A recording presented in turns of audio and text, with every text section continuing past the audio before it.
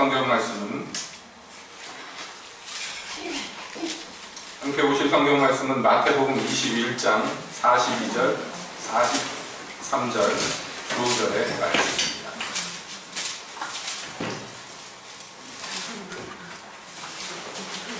신약 성경 마태복음 21장 42절, 43절입니다. 함께 보시겠습니다. 11절 예수께서 가라사대 너희가 성경에 건축자들의 버린 돌이 모퉁이의 머릿돌이 되었나니 이것은 주로 말미암아 된 것이요 우리 눈에 기이하도다 함을 읽어보리이오니 그러므로 내가 너희에게 이르노니 하나님의 나라를 너희는 빼앗기고 그 나라의 열매를 맺는 백성이 받으리라. 아멘. 하나님, 이 시간 주의 말씀 듣기를 원합니다. 오셔서 말씀하시옵소서. 저희가 듣겠나이다. 예수님의 이름으로 기도합니다. 아멘. 한 주간 평안하셨습니까? 이번 주일은 이번 주는 뭐 특별한 일정이 있는 것은 아니지만 그래도 이번 주 중에 우리 학생들이 졸업을 해서 졸업을 맞이하여서 졸업 예배 겸 해서 드리는 그런 주일입니다. 오늘 이 시간에 우리가 이 졸업생들을 앞에 두고 이 말씀을 우리가 함께 생각해 봐야 될 줄로 압니다. 어떤 말씀이냐 하면 다름 아니라 하나님의 나라라는 것이 무엇인가에 대한 말씀입니다. 우리 기독교에서 굉장히 중요한, 무엇보다도 중요한 그 개념이 있는데 그게 천국 또는 하나님의 나라라고 불리우는 것입니다. 왜 중요한지 여러분 뭐 설명이 필요 없죠? 천국 가기 원하시잖아요, 여러분들이. 지옥 가기 원하시는 분들은 없으실 줄로 압니다. 천국 가기를 원하십니다. 어떤 철없는 사람이 그런 얘기를 했어요. 천국 가면 지루할 거다. 뭐 그래서 뒤에다 하얀 날개 달고 구름 위에 누워서 하루 종일 하프만 때리면 그거 얼마나 지루하냐. 뭐 이딴 소리를 하는데 지옥에 가본 다음에 이제 그런 소리를 해야죠. 물론 천국이 어떤 화가들이 그려놓은 것처럼 그렇게 구성되어 있는 흰 구름 위에 둥실둥실 누워서 하프 뜯고 있는 것이 천국은 아닐 줄로 믿습니다. 요 며칠 전에 그 필리핀 대통령이 또 만발했다 그래가지고 우리나라 뉴스에서 시끄럽게 하는데 뭐 그 사람이 한 얘기가 그죠. IS 무슬림들이 목숨을 걸고 막 테러를 하고 그럴 때 무엇을 약속받느냐 하면 그렇게 지하드를 하다가 즉 성전을 알라를 위해서 거룩한 전쟁을 벌이다가 전사를 하면 천국에 가서 천사를 여자 천사 42명을 수천여 천사 42명을 선물로 받는다. 그래가지고 이제 그렇게 내세운 교리를 인용해가면서 필리핀에 오면 나도 어떻게든지 42명의 여자를 구해주겠다. 뭐 이딴 소리를 이제 농담 삼아 했다가 욕을 갖다가 욕을 얼마나 먹는지 모릅니다. 이렇게 천국에 대해서 나름대로 생각하고 또 말하는 것이 여러 가지 모양이 있습니다. 우리 기독교에서는 뭐라고 천국을 얘기하나요? 여러분은 천국에 대해서 하나님의 나라에 대해서 어떻게 생각하시나요? 우리가 오늘 이 시간에 이것을 생각해 보는 것은 무엇보다도 중요합니다. 왜냐하면 초대에 말씀드린 대로 여러분 전부가 천국에 가기를 원하시고 하나님 나라에 능히 들어가기를 원하시기 때문입니다. 하루 종일 또 1년 365일 뭐 예수를 믿고 평생에 예수를 따르는데 막판에 가가지고 막상 죽어가지고 가보니까 지옥에 갔다. 여러분 이게 얼마나 억울한 일이에요. 그쵸? 그러면 안 되겠지요. 그래서도 안 되고 그럴 리가 없겠습니다만은 그럼에도 불구하고 우리 이 하나님의 나라에 대해서 우리 기독교인들이 의외로 무지하고 또는 의외로 오해하고 있는 부분들이 많이 있기에 오늘 이 시간에 우리가 함께 보고자 하는 것입니다. 먼저 여러분 이 보통 일반적으로 교회 다니는 사람들 기독교인들이 이 천국에 대해서 어떻게 생각을 하느냐 그것이죠. 다르게 얘기하면 우리가 예수 믿는다, 이 신앙에 대해서 어떻게 생각하는가, 신앙이라는 것을 어떻게 우리 마음속에다 구성하고 있는가. 여러분 대체적으로 보면 이런 것이죠. 내가 예수님을 믿었어요, 개종했어요, 기독교인이 됐어요, 그를 영접했어요, 그래서 구원받았어요. 그 다음부터는 뭐 열심히 그냥 신앙생활이라는 걸 해야죠. 기도생활하고 예배생활하고 뭐 힘 닿는 대로 11조도 내고 뭐 이렇게 교회 봉사도 하고 그렇게 살다가 마침내 죽어서 가는 곳이 천국이다. 보통 이렇게 생각을 합니다.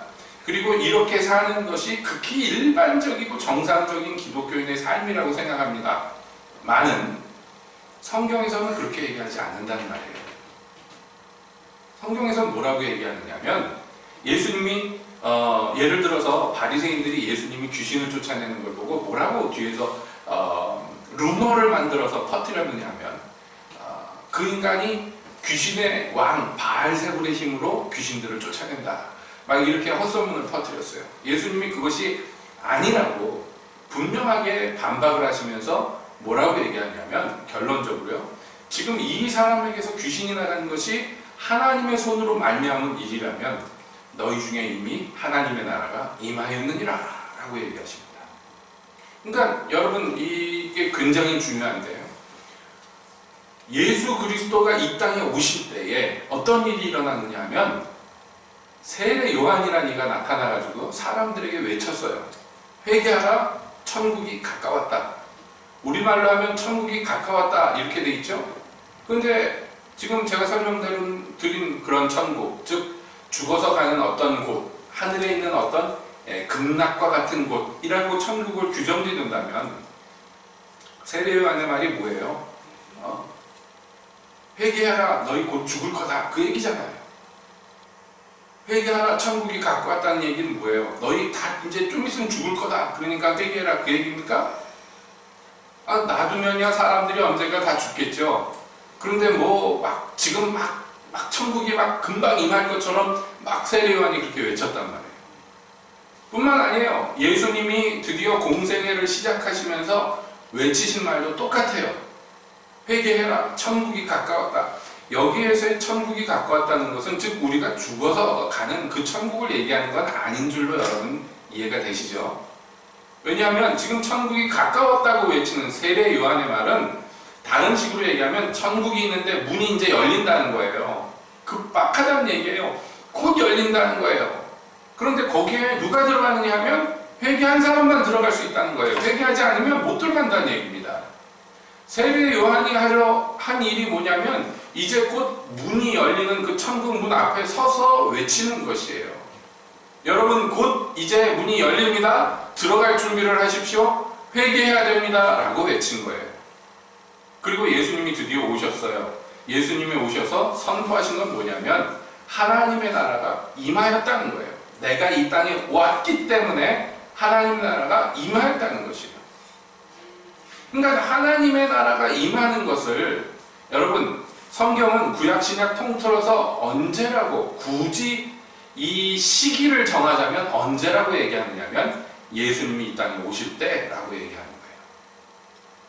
그러니까 그때로부터 천국이 도래하는 거예요. 그래서 예수님이 뭐라고 말씀하셨느냐면 자, 세례 요한의 때로부터 그때로부터 해서 천국은 침노를 받는데 하나님의 나라는 공격을 받는데 라고 설명해요.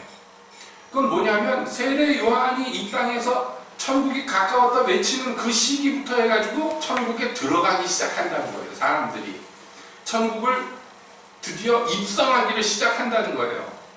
그런데 그것을 마치 전쟁터에서 성을 공략하는 것처럼 쳐들어가는 사람들에게만 그 일이 일어날 거라고 얘기하시는 것입니다. 그러니까 성경에서 얘기하는 천국 하나님의 나라는 죽어서 가는 어떤 장소를 얘기하는 것이 아니고 예수님이 이 땅에 오심으로 말미암아 열려진 어떤 것이라는 거예요. 자, 오늘 우리가 졸업생들을 위한 예배다, 졸업예배다 이런 얘기를 드렸습니다. 그거하고 하나님 나라하고 무슨 상관이 있냐? 상관이 많이 있어요. 상관이 있는데 무엇이 상관이 있냐면 우리가 마치 학교를 졸업하듯이 말이에요. 학교를 졸업하듯이 천국도 그런 요소가 있습니다. 뭐냐면 그러니까 학교를 다 입학을 했어. 학교를 다 입학했는데 그럼 다 졸업하느냐? 웬만하면 다 졸업시키죠, 우리나라에서는. 근데 원래 학교라는 개념은 그런 게 아니에요. 입학했는데 졸업이 당연하다, 이게 아닙니다. 우리나라에도 비견해서 그런 일이 있었어요, 과거에. 저 천주교의 일파죠, 예수회라고 해가지고 굉장히 행동적인 천주교 일파가 있는데 그 사람들이 한국에 와가지고 대학교를 세웠어요. 그게 저 서울에 있는 서강대학입니다.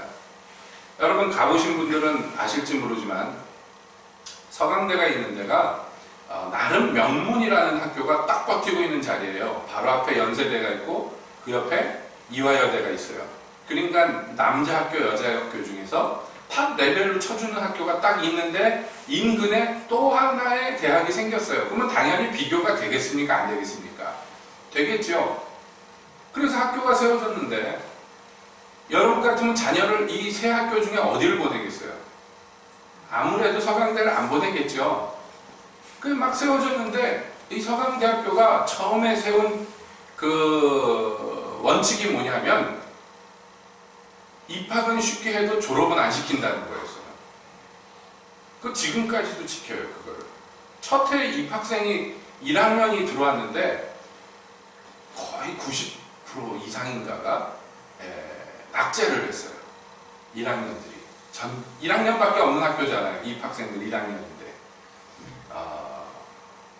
그러니까 막 학부모들이 뒤집어졌어요. 한두 푼 하는 것도 아니고, 괜찮아요. 학비도 비싼 대학에서 1년을 갖다 고스란히 학교를 다녔는데 애들을 다 낙제를 시켜서 1학년을 또 다니라고 보니 얼마나 난리가 났습니까?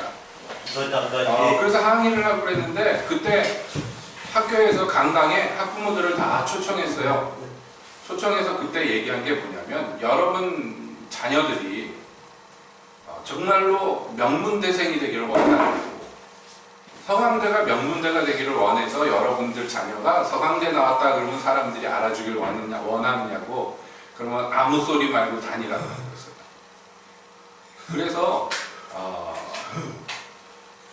그때부터 이제 퍼진 소문이 있는데 신촌에 가면 그러면서 나온 게 뭐 연세 카바레하고 이화 뭐 미용실하고 그리고 서강고등학교가 있다, 뭐 이런 얘기가 이제 우스갯소리처럼 퍼졌어요. 왜냐하면 대학생인데 고등학교 때보다 더 빡세요.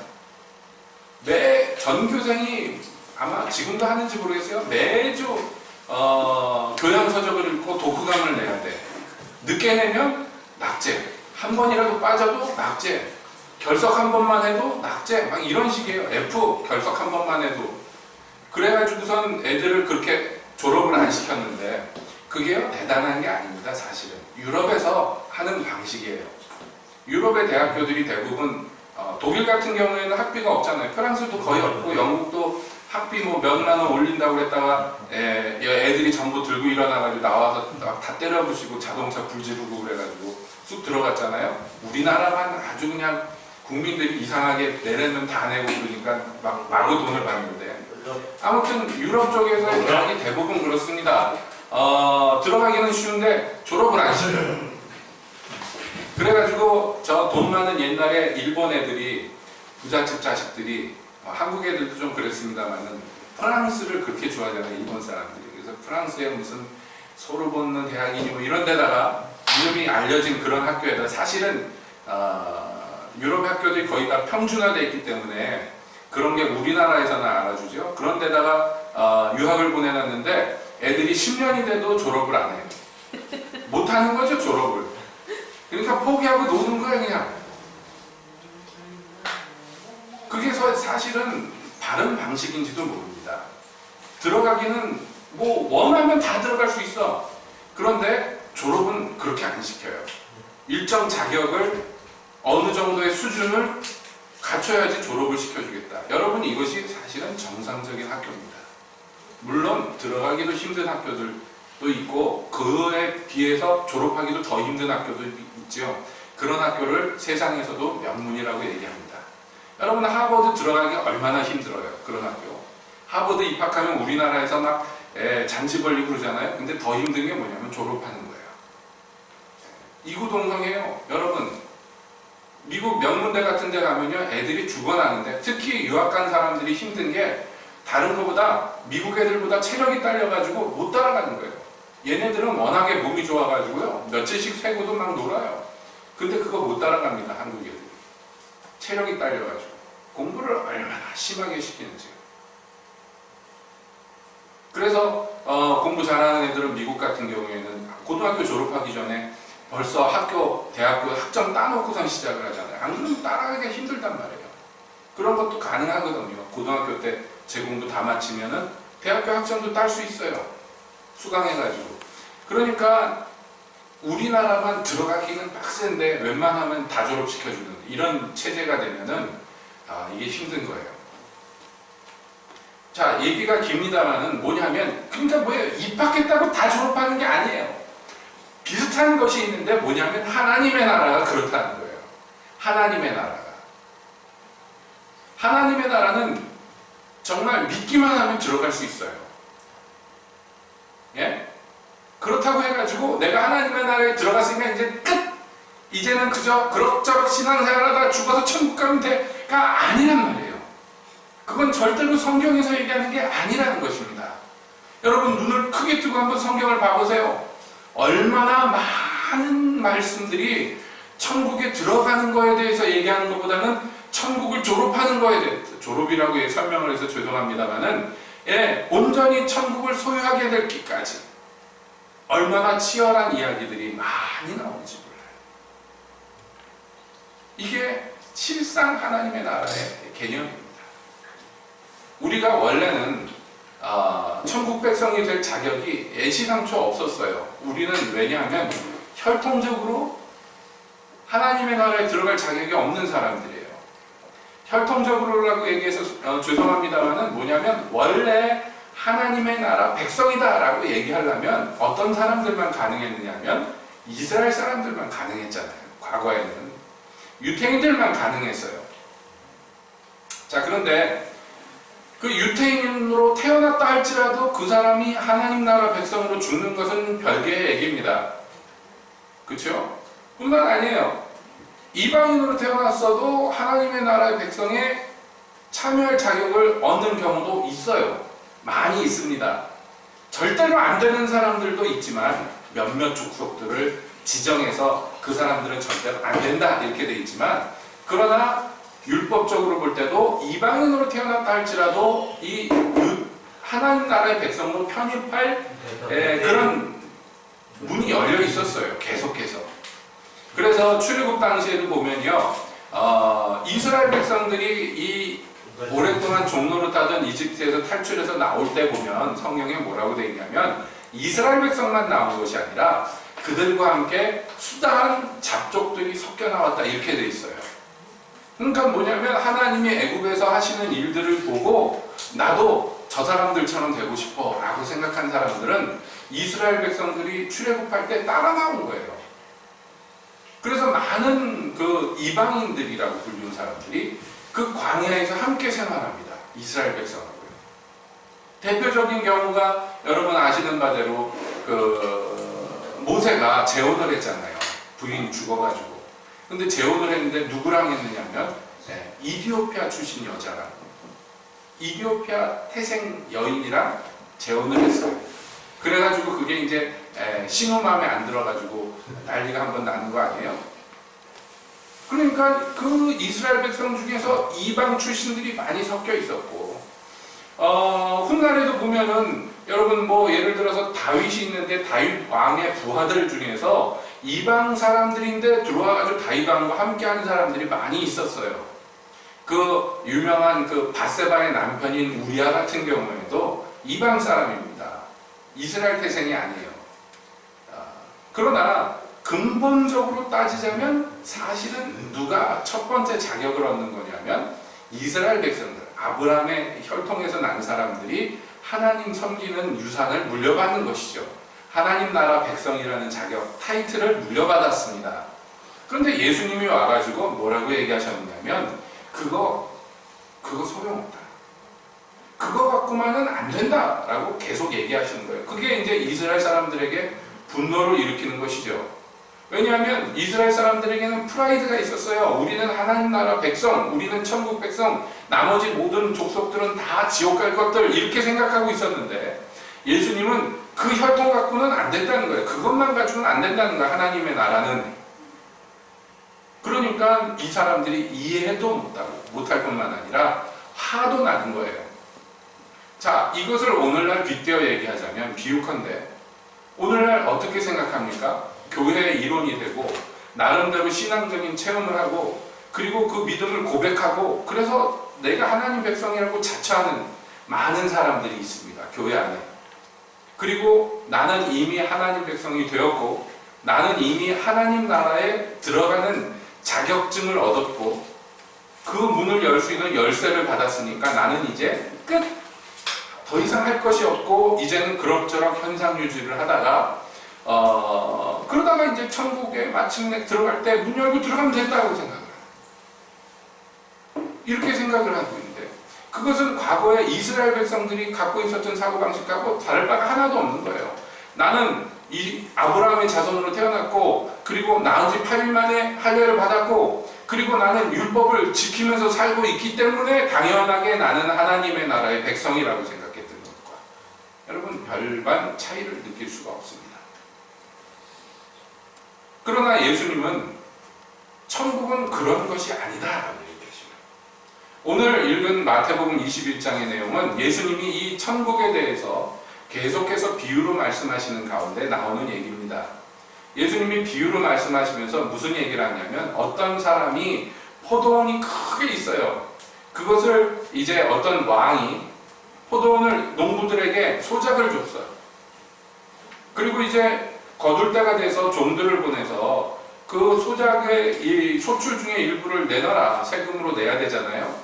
그랬더니 이 농부들이 그 종들을 때리고 죽이고 내쫓았어요. 몇 차례 그 일이 있다가 왕이 생각하기에 안 되겠다. 이 포도원 주인이 내 사랑하는 아들을 보내면 저들이 그를 공경하리라. 그리고 아들을 보냈는데 농부들은 오히려 뭐라고 하냐면 저 사람이 상속자니 저걸 죽이고 우리가 이 포도원을 다 우리 차지로 만들자. 그래서 포도원에서 내쫓아서 그 아들을 죽였다는 거예요. 자, 이것은 뭐 있을 수 없는 엽기적인 사건입니다. 비유지만. 이 말씀을 하시고 예수님이 물어보셨어요. 이 포도원 주인이 돌아와서 농부들을 어떻게 하겠느냐? 그랬더니 그것을 듣고 있던 유대인들이 대답합니다. 이 악한 자들을 진멸하고 그 포도원은 제때에 실과를 바칠 만한 다른 농부들에게 새로 줄 겁니다. 그렇게 얘기했어요. 이게 상식이죠. 또 예수님이 맞다는 거예요. 그 말이 맞다 하고 하시는 말씀이에요. 너희는 구약 성경에 말하기를 건축자들의 버린 돌이 모퉁이 머릿돌이 되었으니 이것이 주로 말미암아 된 것이고 우리 눈에 기이하다는 것을 듣지 못하였느냐. 이렇게 얘기하십니다. 무슨 말씀입니까? 건축자들이 하나님이 세우신 건물을 지으라고 불러놓은 건축자들이 있는데 이 사람들이 어떤 돌을 보고 이거는 못 쓰겠다. 우리 마음에 안 든다. 그러고 내다 버렸는데 이상하게 그 건물을 다 지어놓고 보니까 그 돌이 그 건물의 가장 중요한 주춧돌이 되었더라는 거예요. 이게 하나님이 하신 거고 참 기이한 일이다. 이 말씀을 통해서 하시고자 하는 것이 무엇이냐면 사실 이스라엘 백성들이 축복받은 거 맞고 선택받은 거 맞습니다. 그런데 이스라엘 백성들을 하나님이 축복하고 선택하시고 아브라함 자손들에게 복을 주신 것은 이유가 뭐냐면 이 사람들에게 임한 복이 퍼져나가서 전 인류가 복을 받게 하기 위해 하나님의 축복의 통로가 되게 하기 위해서 세우신 거예요.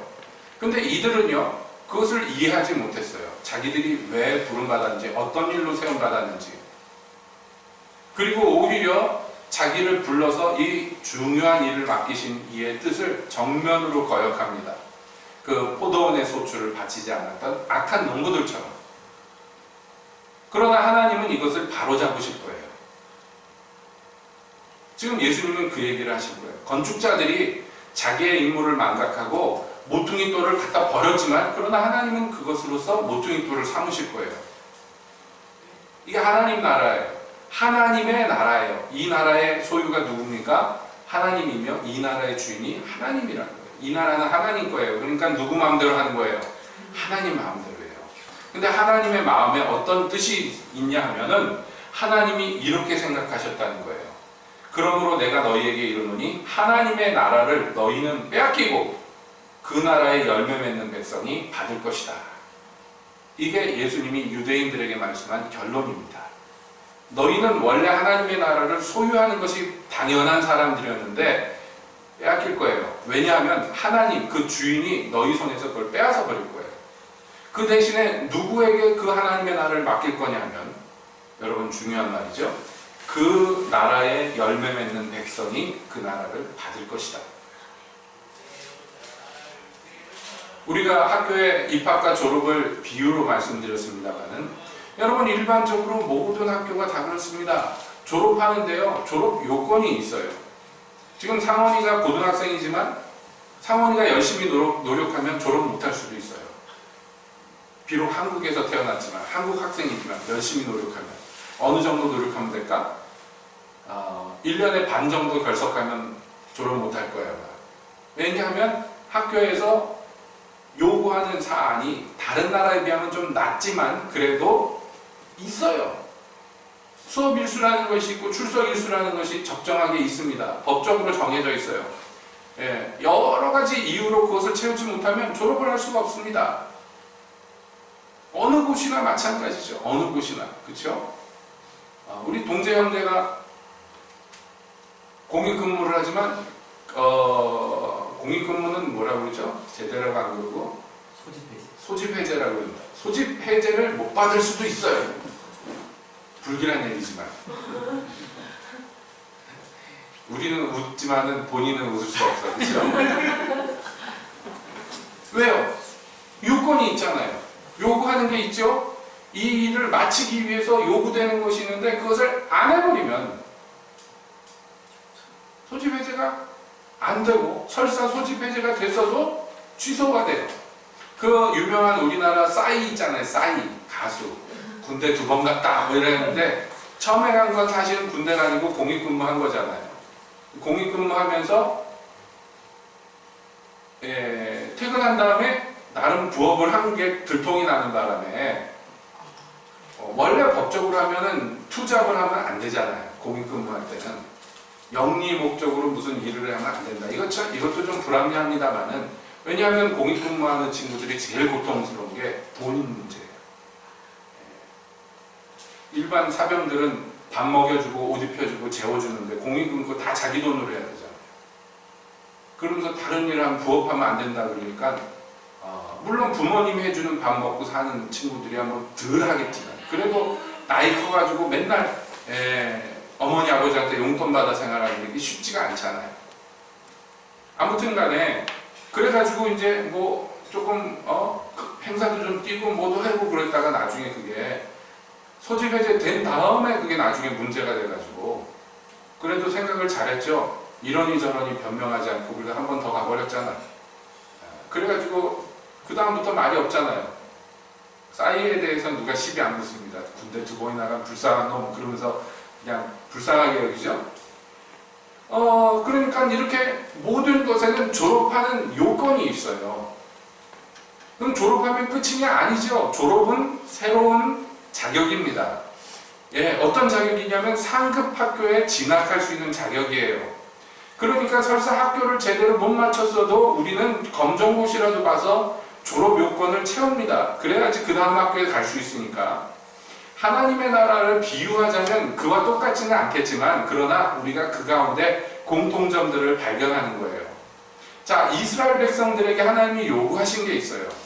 하나님의 백성으로 그들을 삼으셨어요. 사실 원래부터 하나님 백성이 아니었지만, 그러나 아브라함 자손들을 하나님이 선택하셔서 하나님 나라의 백성으로 삼으셨어요. 그러면서 그들에게 요구하신 것이 있었어요. 그들에게 요구한 것은 지극히 당연한 것이었어요. 나는 너희 하나님이 되고 너희는 내 백성이 된다 하는 거예요. 이것은 계약이고 요구사항인데 그것이 불합리하지 않습니다. 지극히 당연한 것입니다. 하나님의 백성이 된다는 것은 어떤 의미입니까? 하나님이 다스리시는 데 따라서 다스림 받겠다는 얘기예요. 그게 백성이잖아요. 그런데 이스라엘 백성들이 그걸 거절했어요. 하나님을 왕으로 섬기기를 거절했단 말이에요. 그래놓고도 자기들이 하나님 나라 백성이라고 계속 주장을 했어요. 그래서 예수님이 단호하게 그 나라의 임금 되시는 분이라서 단호하게 말씀하는 거예요. 이것은 하나님의 나라며 이것은 하나님의 소유인 나라이기 때문에 너희는 그 나라를 너희 것으로 아는데 아니라는 거예요. 그 나라의 백성이 된 것은 하나님이 허락하셨기 때문에. 그런데 지금 요구사항을 이루지 못해요. 하나님이 원하시는 것을 이루지 않습니다. 그래서 어떻게 되느냐? 자격이 박탈되는 거예요. 그 대신에 누구에게 그러면 하나님의 나라가 주어지느냐?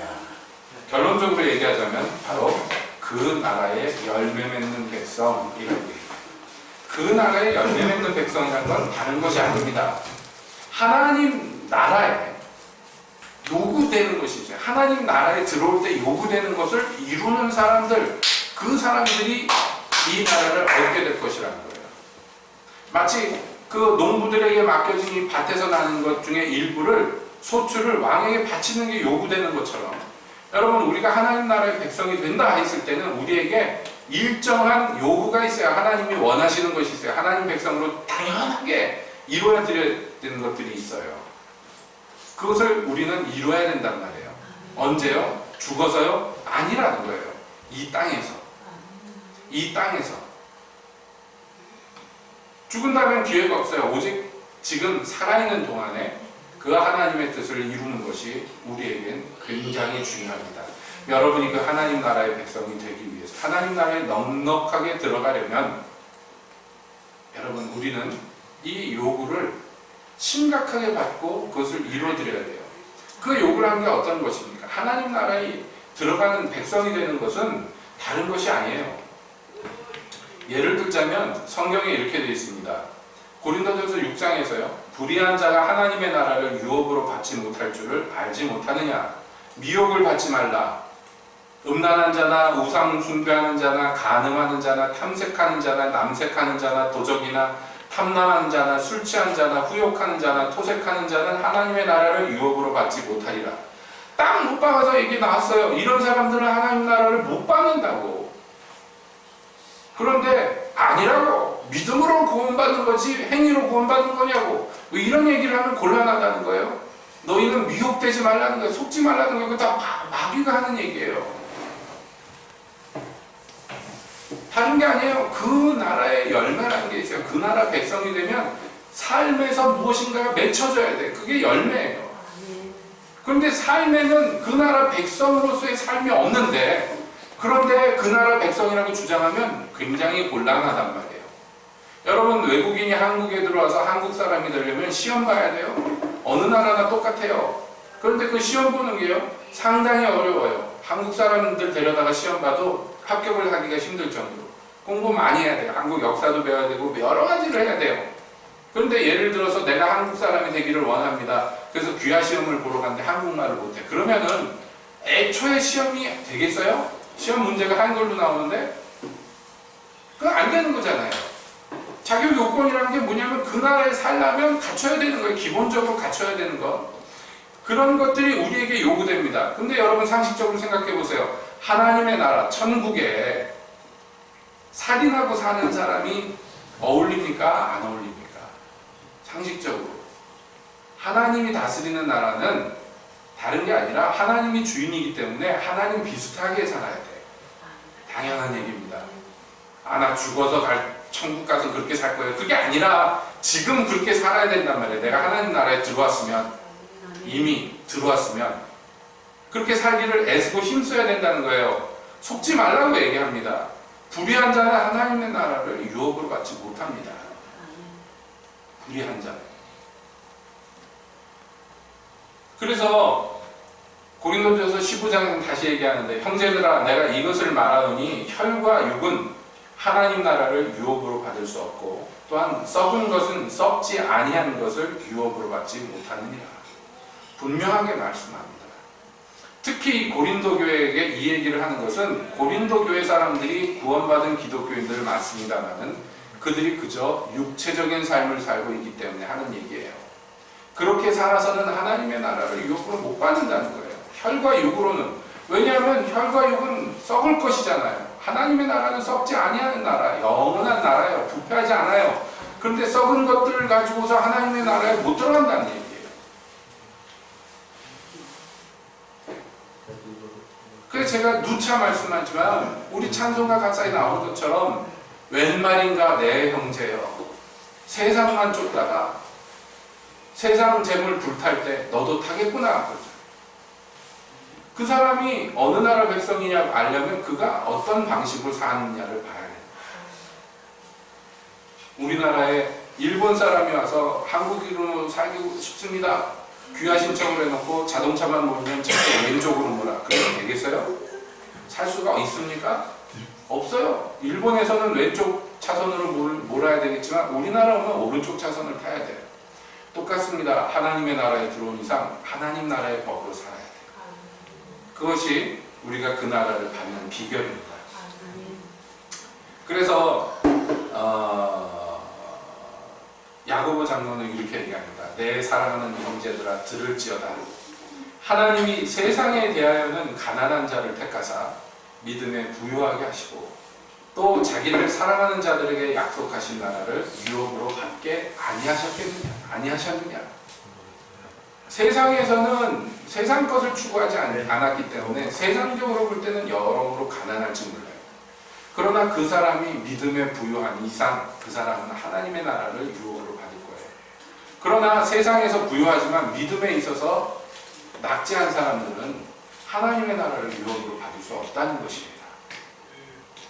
여러분, 이것은 일찍이 우리 믿음의 선진들이 살아왔던 방식입니다.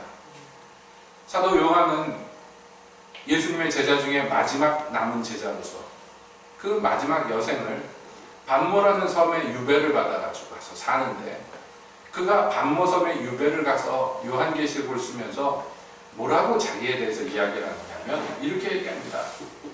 나 요한은 너희 형제요 예수의 환난과 나라와 참음에 동참하는 자라. 하나님의 말씀과 예수의 증거를 인하여 반모라 하는 섬에 있었더니 하고 자기의 처지에 대해서 얘기를 해요. 그런데 그가 반모라는 섬에 갇히게 된 이유가 뭐냐면 그 사람이 사는 방식이요 예수의 환난과 나라와 참음에 동참했기 때문이라고 얘기해요.